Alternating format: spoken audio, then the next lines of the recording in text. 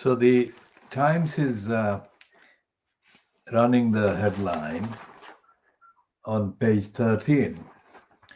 Number 10 Downing Street backs BBC inquiry into how Martin Bashir won the interview with Diana in 1995. So what it says is that the BBC lied 25 years ago. Now there's one lie that is catching the kind of attention of the Fleet Street. What about the ordinary lies that the BBC tells every day? Talking about the BBC is very sensitive and very important because the BBC is funded by people, ordinary people paying the license fee.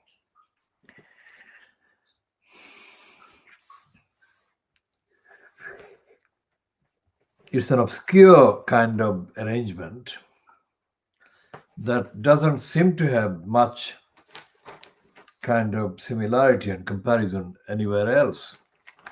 If there is, we have yet to hear about that. But the fact that it is funded by license fee paid by ordinary people doesn't make it accessible to the ordinary people. The BBC is treated by the government of the day as if it was part of the government's kind of territory.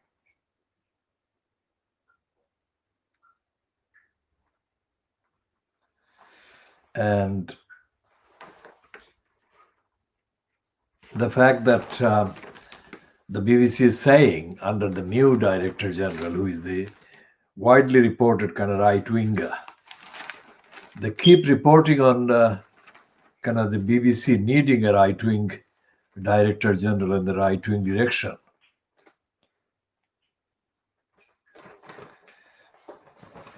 Because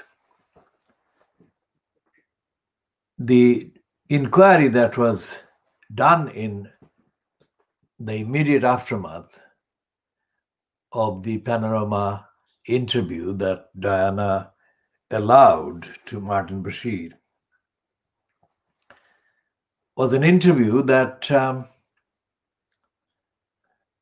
obviously, as events have shown and as we have said, and I said at the time as well, that it was a mistake for her to talk to Martin Bashir or talk to the BBC or any of the media in that way, the way she did at the time.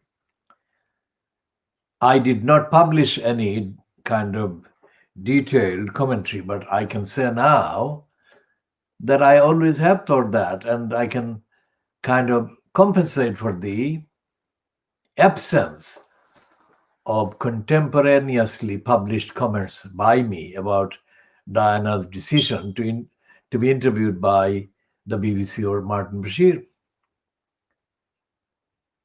And I'm saying that in the last kind of 15 years, 16 years, of the many demands that I have made for the BBC to apologize for lying in 2004 is more than compensation for any absence of any kind of correct assessment and analysis of the BBC's behavior that might be kind of suggested by the fact that I didn't have any published, contemporaneous published comments about the interview that Diana gave to Martin Bashir. Because I have said, amongst other things, that the Director General in place in 2004, Greg Dyke, was a liar, and so was his deputy. And of course, this is connected with the lies that Emily Maitlies perpetrated along with a kind of mixed race kind of surrogate and criminal employed by ITV afterwards. Mate Lies and that criminal were both appearing on the BBC London television news in January 2004. So I asked Greg Dyke to apologize and withdraw that lie, and they failed. Quite separately from that, my understanding of how the BBC sets its agenda and how it kind of makes excuses relate to previous roles I have played in exposing the BBC lies. And as I've said now, from 1985, 84, 85 onwards, when I examined, quite separate from what happened in 2004, when I examined the role of the racist Jeremy Paxman, who was presenting a slot that was called the Nationwide in the early 1980s. And I diagnosed him as being a racist because of the contents and the tone of his presentation of a piece about black criminals or black boys or black kind of offenders. And my diagnosis was unique, exclusive, and absolutely to the point, and it has not been in any way kind of undermined or questioned by any events or any evidence or anything that has since surfaced. Everything I said about Jeremy Paxman was correct. And for some reason, the BBC establishment decided to elevate Jeremy Paxman to such a point that he became constantly promoted by the BBC as a giant of a journalist. Paxman never was a giant of a journalist. And the books that he has written since show that he is not a giant in any way. Now, Paxman is not the only one, but Paxman was the one that the BBC kind of elevated in retaliation to my depiction of him as a dangerously responsible racist in the BBC, doing damage to the image of the human rights and humanity collectively of the black community. Now, those youngsters that I was kind of focusing on, or the youngsters who were at the center of the reference at the time, which I was using to correctly diagnose the racist role that Jeremy Paxman was being allowed by the BBC to play, they may have been kind of criminals, or they may have committed crimes. But the way that Jeremy Paxman presented them showed that they were being kind of treated with a racist prejudice against them, quite apart from the criminality that they must have been involved with at whatever kind of level. And my diagnosis of Jeremy Paxman in the mid-1980s, early 1980s, must have been very, very effective, because the BBC elevated him to a point where they devoted a cover story on the Listener in praising Jeremy Paxman. Now, up to that point, Jeremy Paxman had no record, no evidence, no kind of archives, no background on which to build him up the way that they did on the cover of the Radio Times. So it was one of the many battles that I have been having with the BBC and the ACs and the establishment, and they have not been able to factually, evidentially contradict what I had said. And that was, considering that was nearly 40 years ago, and the BBC have not produced an iota of evidence shedding any doubt as to the veracity, the authenticity, and the accuracy of what I said about Paxman, shows that I was correct on the evidence.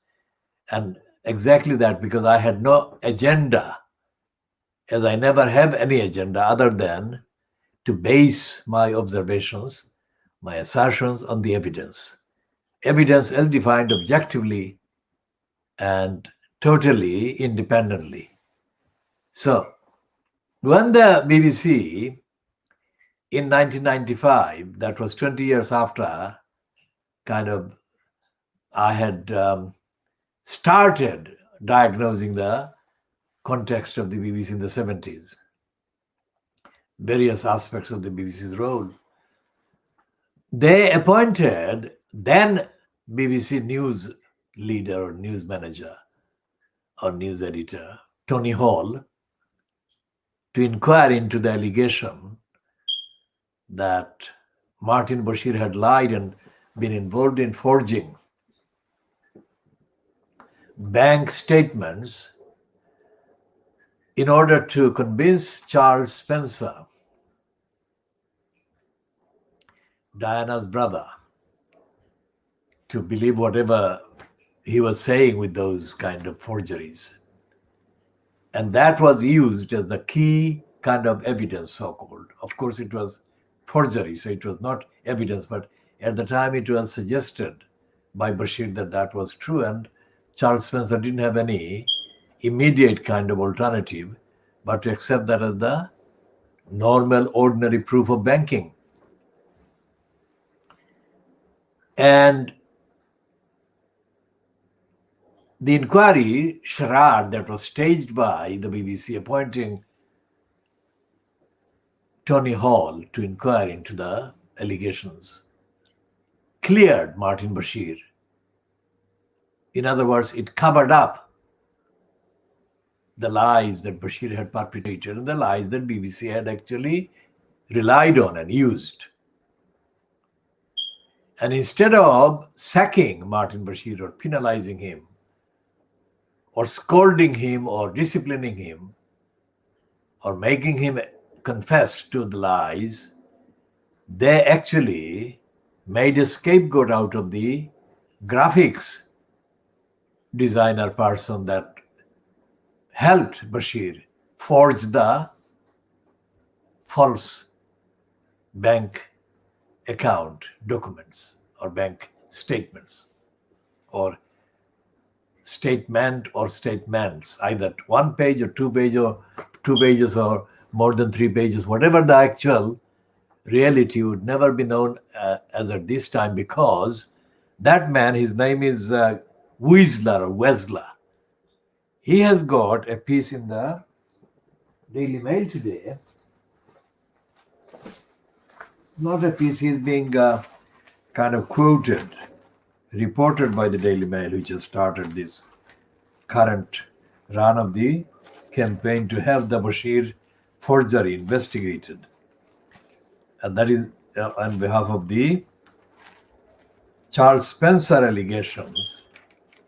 And they are now ingratiating themselves, the Daily Mail, with Diana's brother, Charles Spencer. And they are coming across as if they are on the side of Diana, her brother, and the side of the truth, and the cause of the campaign for the BBC to tell the truth, and only nothing but the truth, etc. Now, we'll find this piece in the Daily Mail. What page is it on? This is a 1 page. Right, this is the headline on page 6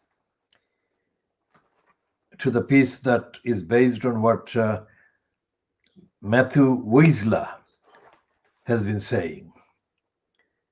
And the headline is ex-BBC boss, that is Tony Hall, chose Scoop. That is an exclusive. Scoop is an exclusive over Truth, says whistleblower. Now he's saying that he was effectively made the fall guy, and it was decided internally by the BBC to what is called blacklist him for life. And his colleagues, the former colleagues that he worked with as the graphics designer, told him later or separately that they had been told not to have anything to do with him, not to have any contact with him, and not to have any contracts with him. Now, obviously, this is all coming as a result of the Mail doing this, but the Mail is not doing just alone, because the ITB last night, according to this piece, because I didn't watch it, but according to this piece in the Daily Mail today, Wednesday, the 11th of November 2020, ITB has broadcast last night, that is Tuesday, the 10th of November, part 2 of the documentary ITB has made itself about the Martin Bashir forgery. So this Matthew Whistler was interviewed by the ITV as well. And what is happening with these revelations is merely confirming what I have been saying for very long time about the BBC. Now, there are two things here about the BBC, which is why I said it's kind of delicate. There is the principle of public service broadcasting, which is what the BBC kind of has been parading itself as. The principle and practice are two different things.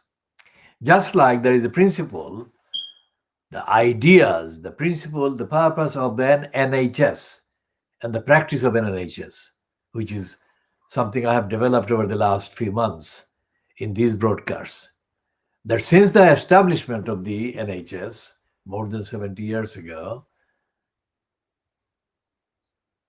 the necessary nurturing and developing of the NHS did not take place. And today, the NHS is kind of humbled, enfeebled, weakened, starved, disorganized, robbed, emaciated in terms of not only funding, resources, but also in terms of knowledge. The knowledge that the NHS should have had acquired over the last 70 years about various health issues does not exist, which is why the entirety of Fleet Street yesterday was devoted to lunatic promotion of the vaccine, as if they had never heard of anything like that in the entire period since humanity came to surface as society. Now that shows that whatever particular kind of color, political color, or political kind of orientation has been responsible for the central government agenda in this country. Whatever it is, Tory or Labour or whatever, the mixed kind of economy, whatever. Regardless of the political kind of orientation, that regime has failed the ideals of the NHS.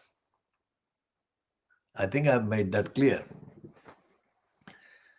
And therefore there is no kind of confidence in the NHS, and there is no spokesperson or no authoritative part of the NHS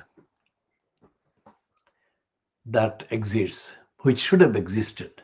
And there should not have been the party political careerist distortion about what objectively constitutes the best health service.